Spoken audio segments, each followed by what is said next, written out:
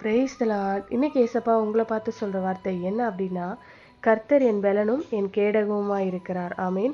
இது விசுவாசத்தை அறிக்கையிடுகிறது. எந்த ஒரு காரியத்தை செய்கிறதுக்கும் ஒரு பெலன் வேணும். அப்போ நல்ல பெலனா இருக்கணும். அப்போ கர்த்தரே நம்முடைய பெலனா இருக்கிறாராம். கர்த்தர் என் பெலன், அவர் என் கூட இருக்கிறது தான் என்னுடைய பெலன். அதை நீங்க அறிக்கையிடணும், வாயினால் சொல்லணும். இயேசுவே, நீங்க எனக்கு பெலனா இருப்பதற்காக ஸ்தோத்திரம்னு சொல்லி பாருங்களேன். அந்த நாள் முழுவதும் எல்லாத்தையும் சரியா செய்து முடிச்சிடுவீங்க. ரெண்டாவது, கேடகமா இருக்கிறார்.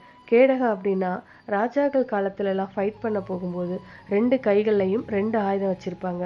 ரைட் சைடில் பட்டயம் வச்சிருப்பாங்க, லெஃப்ட் சைடில் கேடகம் வச்சிருப்பாங்க. எதுக்கு இந்த கேடகம்? எதிரி தன்னை தாக்கும்போது பாதுகாத்து கொள்ள, எதிரியை தாக்குவதற்கு பட்டயம் வச்சிருப்பாங்க. அப்போ கேடகம் என்பது நமக்கு பாதுகாப்பு கொடுக்கக்கூடியதா இருக்கும். அப்போ ஆண்டவர் நமக்கு ஒரு பக்கம் பலனா இருப்பார், இன்னொரு பக்கம் பாதுகாப்பா இருக்கிறார். நம்முடைய டெய்லி லைஃப்ல நமக்கு விரோதமா தீமை செய்கிறவங்க இருக்கதான் செய்கிறாங்க. கண்ணுக்கு தெரியாத பிசாசு, எதிரியானவன், அவன் நமக்கு விரோதமாக ஏதாவது செய்து கஷ்டப்படுத்த போராடிட்டே இருக்கான். பொல்லாத பொறாமை கொண்ட மனிதர்கள் நாம் இருக்கின்ற இடத்துல இருக்கிறாங்க. எத்தனையோ பேர் ஆபத்துகள் நம்மளை சூழ்ந்து இருந்தாலும் நாம் எப்படி பாதுகாப்பாக இருக்கிறோம்? ஆண்டவர் இயேசு கிறிஸ்து நமக்கு கேடகமா பாதுகாப்பாக இருக்கிறார். டெய்லி இந்த வார்த்தையை அறிக்கையிடுங்களேன்.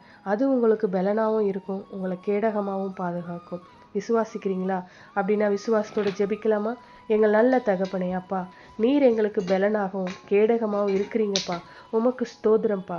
எந்த தீங்கும் என்னை தொட முடியாது, எந்த சாத்தானுடைய கிரியைகளும் என்னை சேதப்படுத்த முடியாது.